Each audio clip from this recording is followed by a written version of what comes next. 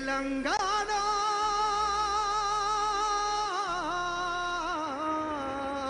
సాక్షిగా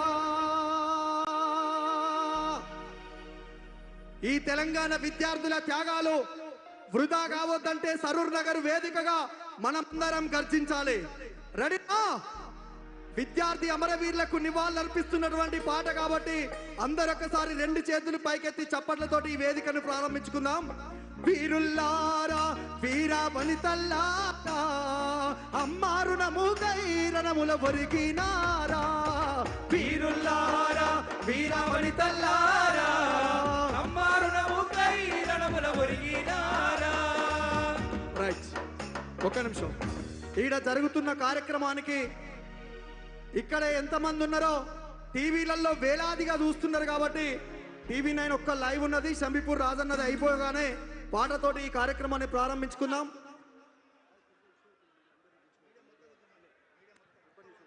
అన్న దయచేసి మీడియా మిత్రులు అందరు ఇక్కడ ప్లీజ్ గ్యాలరీలోకి రావాలి దయచేసి ప్లీజ్ అన్న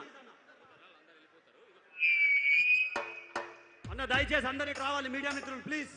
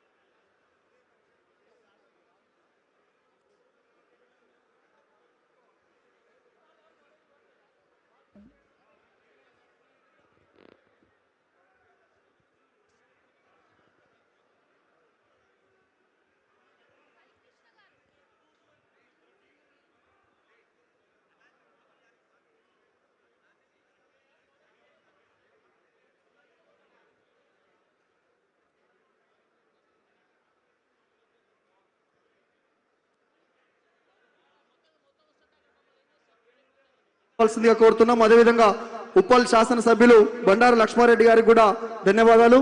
అదేవిధంగా విద్యార్థి విభాగం రాష్ట్ర అధ్యక్షులు గెల్లు సీనన్న గారికి కూడా ధన్యవాదాలు తెలియజేసుకుంటూ తెలంగాణ రాష్ట్రం కై అసువులు బాసిన అమరులారా.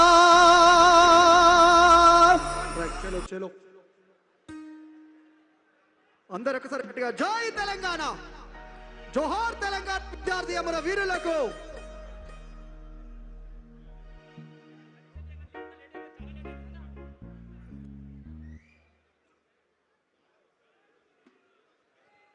అన్నా దయచేసి మెయిన్ స్టేజ్ మీద ఉన్న వాళ్ళు కూర్చోవాల్సిందిగా కోరుతున్నామన్నా ప్లీజ్ రిక్వెస్ట్.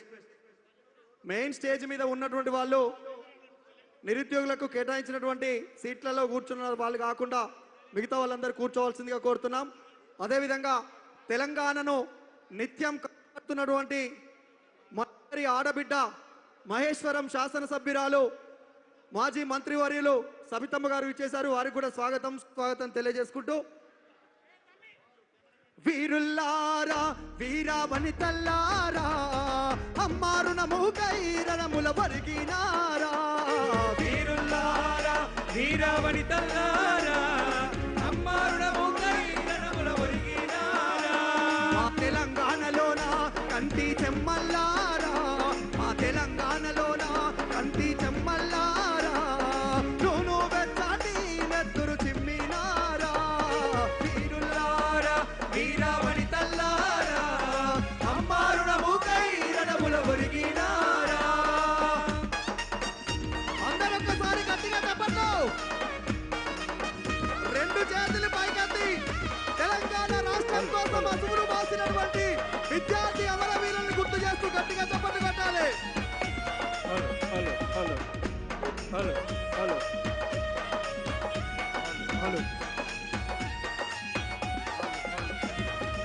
ఆంధ్ర పాలకుల గుండెల్లో నా ఉయ్యాలో ఉయ్యాలా. అయ్యా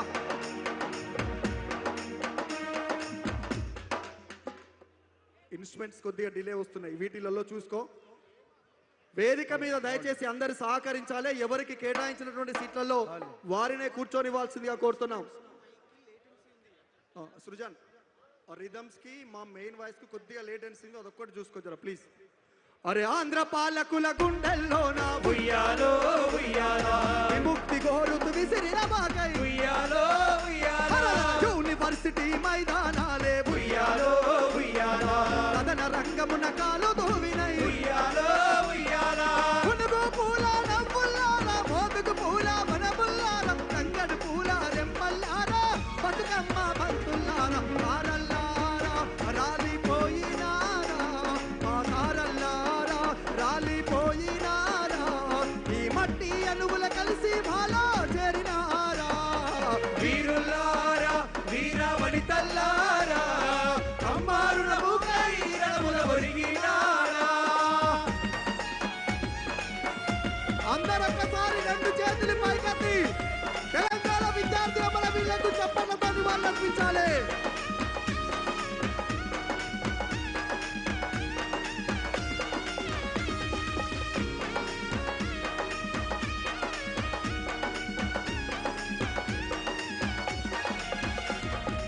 ఆకాశ గంగా పాలధారలై ఉయ్యాలో ఉయ్యాలా తమ్ములు ఒక నిమిషం, మనకు పాటలు కొత్త కాదు కదా, కొత్తనా? నేను ఒక పాట పాడితే మీరు దానికి ఉయ్యాలో ఉయ్యాలనాలే. ఆకాశ గంగా పాలధారలై పాటలు పాడుకుందామా? పాటలు పాడుకుందామా? గట్టిగా చెప్పాలి, పాడుకుందామా? ఉయ్యాలో ఉయ్యాలనాలే చప్పట్లు కొట్టుకుంటా, ఓకేనా? రెడీనా? అరే ఆకాశ గంగా పాలధారలై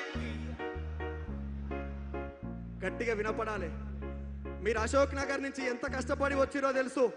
కాకతీయ యూనివర్సిటీ నుంచి పుస్తకాలు చదివి చదివి చదివి ఉద్యోగాలు రాక మీకు మీరు మదన పడుతూ ఈరోజు ఈ సభకి ఇక్కడికి రావడం జరిగింది.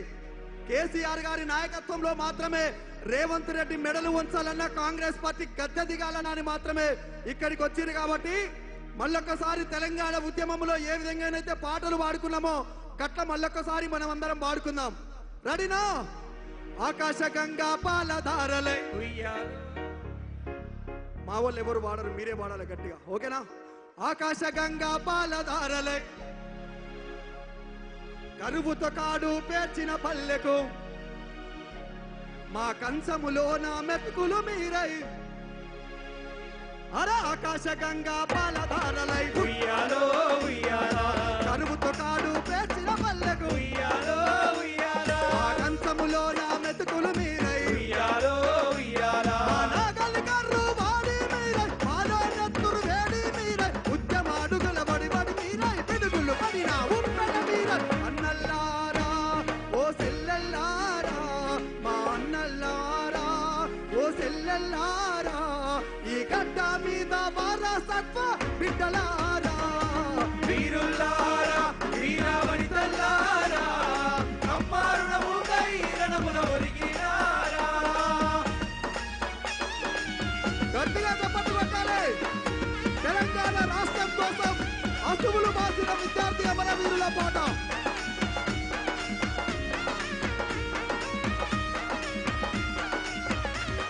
ఆ నింగిల పూసిన సింగిడి మీరై, ఉయ్యాలో ఉయ్యాలా ఈ నేలకు రాలిన వెన్నెల మడుగై, ఉయ్యాలో ఉయ్యాలా ఆ పక్కల బిడ్డల ముసి ముసి నవ్వై, ఉయ్యాలో ఉయ్యాలా ఆ వాకిటి తల తల ముగ్గులు మీరై. ఉయ్యాలో ఉయ్యాలా నాగదుడల అడుగుల్లోన ఆటపాటల దరువుల్లోన చేను సెలకల సేద్యములోన తెలంగాణ జైనాదములోన తారల్లారా రాలిపోయినారా, మా తారల్లారా రాలిపోయినారా, ఈ మట్టి అణువుల కలిసి మాలో చేరినారా.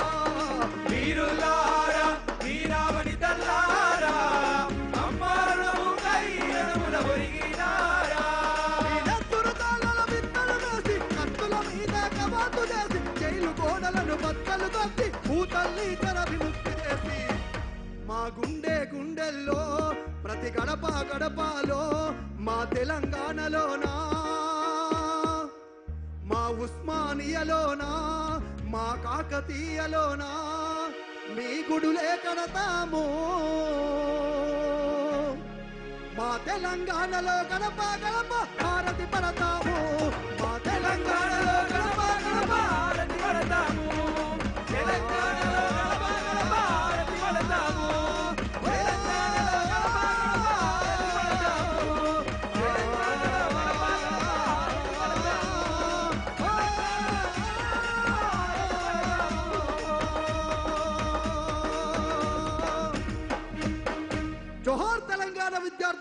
వీరులకు జోహార్ జోహార్ జై తెలంగాణ. జై జై తెలంగాణ. ఈ వేదిక మీద ఈ హలో. గ్రేటర్ హైదరాబాద్ ఎమ్మెల్యేలు ఇన్ఛార్జీలకు సంబంధించి సీట్లు కేటాయించబడ్డాయి. దయచేసి అందరూ కూడా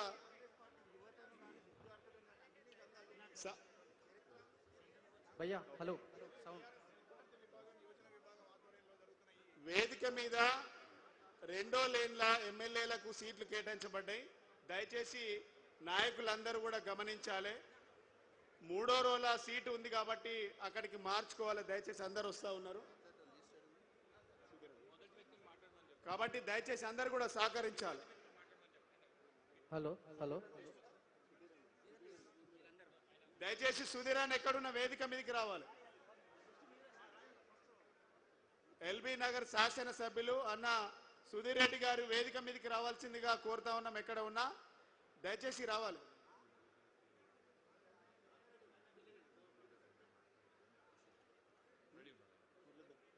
హలో నిరుద్యోగ నాయకులు మురళీధర్ రెడ్డి కంప్లీట్ గా మాట్లాడాల్సింది. సింగర్ పాడుతున్నప్పుడు ఇన్స్ట్రుమెంట్స్ కి లేటెన్సీ వస్తుంది. ఈ మానిటర్లల్లా ఈ మైకులు ఆన్ అవ్వట్లేదు, అవి తక్కువ సౌండ్ వస్తున్నాయి. కోరస్లే చూసుకో జరా ప్లీజ్, ఆ లేటెన్సీ రాకుండా చూడు. నా పేరు మురళీధర్ రెడ్డి. ఈ నిరుద్యోగ సంగ్రామ సభకు వచ్చిన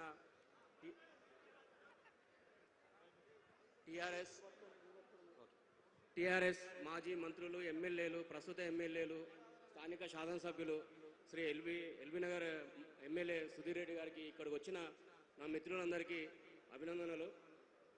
ఇక్కడ నేను స్పెషల్గా గ్రూప్ 1 ఇష్యూ గురించి మాట్లాడదలుచుకున్నా. గతంలో 2022లో కేసీఆర్ గారు 503 ఉద్యోగాలతో గ్రూప్ 1 నోటిఫికేషన్ విడుదల చేసిండు. దాన్ని కాంగ్రెస్ ప్రభుత్వం వచ్చిన తర్వాత 60 పోస్టులు కలపడానికి 503 ఉద్యోగాలతో ఉన్న నోటిఫికేషన్ రద్దు చేసి 60 పోస్టులు కలిపి గతంలో కేసీఆర్ గారు ఇచ్చిన జీవో 55ని రద్దు చేస్తూ జీవో 29ను తీసుకొచ్చి ఇక్కడున్న నిరుద్యోగుల పైన రుద్దిండ్రు. అయితే కోర్టుకి ఏం చెప్పారంటే, చాలా మంది నిరుద్యోగులు కోర్టుకు పోయారు. ఎందుకు క్యాన్సిల్ చేసిరు అని పోతే ఏమని సమాధానం చెప్పారంటే, ప్రజాభిప్రాయం మేరకు మేము నోటిఫికేషన్ క్యాన్సిల్ చేసామని చెప్పారు. అసలు టీజీపీఎస్సీకి ఎవరు పోయారు నోటిఫికేషన్ క్యాన్సిల్ చేయమని? రెండోది, నోటిఫికేషన్ క్యాన్సిల్ చేసి ఫ్రెష్ నోటిఫికేషన్ ఇచ్చిన 60 పోస్టులతోటి, కానీ అప్లికేషన్ ఫామ్లో కూడా చాలా చేంజెస్ చేసిర్రు. మేము 2022లో అప్లై చేసినప్పుడు మాకు first question, do you belongs to Telangana అని అడిగేవారు. కానీ 2024 నోటిఫికేషన్లో అప్లై చేసినప్పుడు అది అడగలేదు.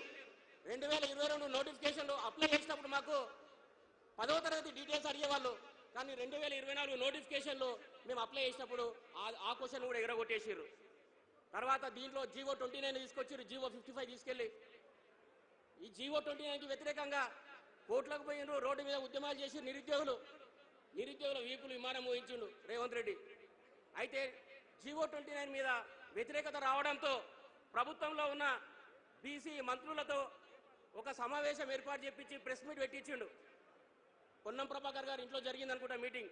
ఆ మీటింగ్ తర్వాత గ్రూప్ 1 మెయిన్స్కు 2 రోజుల ముందు మహేష్ కుమార్ గౌడ్ గారు ఏం చెప్తారంటే, జీవో 29 వల్ల ఎవరికి అన్యాయం జరగదు, లాభమే కానీ నష్టం జరగదని చెప్పిండు.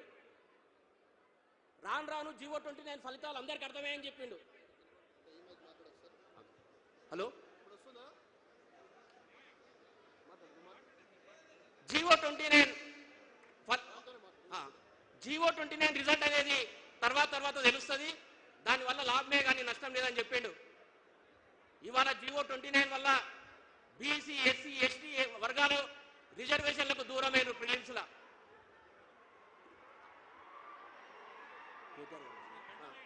అయితే ఇప్పుడు మేమేమంటున్నామంటే, జీవో 29 ఎఫెక్ట్ తెలవాలంటే గ్రూప్ 1 ప్రిలిమ్స్ జిఆర్ఎల్ బయట పెట్టమనండి. ఆ రోజు ఏదైతే మీరు గ్రూప్ 1 మెయిన్స్ కు ముందు జీవో 29 వల్ల లాభమే కానీ నష్టం లేదని ఎవరైతే చెప్పిర్రో బీసీ, ఎస్సీ, ఎస్టీ వర్గాల విద్యార్థులకు, ఇవాళ మీరు టీజీపీఎస్ తో మాట్లాడి గ్రూప్ 1 ప్రిలిమ్స్ జిఆర్ఎల్ బయట పెట్టి ఏ వర్గాల వారికి ఎంత కట్ ఆఫ్ మీరు బయట పెట్టండి. ఇవాళ తెలుసా జీవో 29 వల్ల ఎఫెక్ట్ ఏందనేది.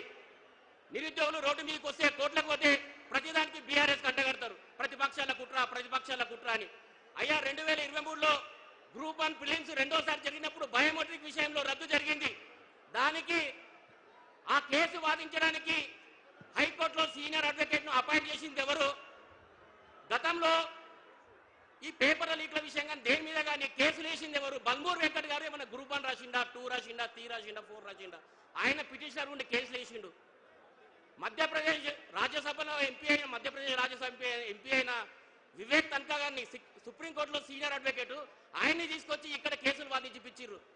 అంటే మీరు ఇవ్వాలనేమో మీరు పచ్చకామాలు ఉన్నదానికి లోకమంతా పచ్చగానే కనబడతా అన్నట్టు మీరు చేసిన భాగవతము ఇవాళ టీఆర్ఎస్ బీఆర్ఎస్ వాళ్ళు కూడా అదే చేస్తున్నారని మీరు అనుకుంటారు. ఇది 100% అవాస్తవము. నిరుద్యోగుల కోర్టుకు పోయినరు. గ్రూప్ 1 విషయంలో కానీ వేరే ఏ కోర్టులలో ఎన్నో కేసులు ఉన్నాయి గ్రూప్ 1 మీద. దేంట్లో కూడా బీఆర్ఎస్ వాళ్ళు ఎవరు కూడా ఇన్వాల్వ్ అయ్యి లేరు, ఎవరు కూడా పిటిషనర్గా లేరు. కానీ మీరు గతంలో 2023లో బల్మూర్ వెంకట్ గారు పిటిషనర్గా ఉన్నారు.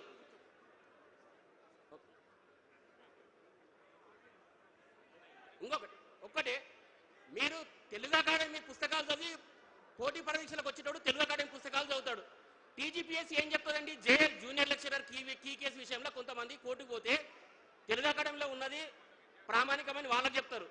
గ్రూప్ 1 విషయంలో పోతే తెలుగు అకాడమీలో అసలు ఏం రీసెర్చ్ స్కాలర్స్ లేరు, బుక్కులు మంచిగా రాయలేరు, అంటే తెలుగు అకాడమీ ప్రామాణికం కాదని చెప్తారు.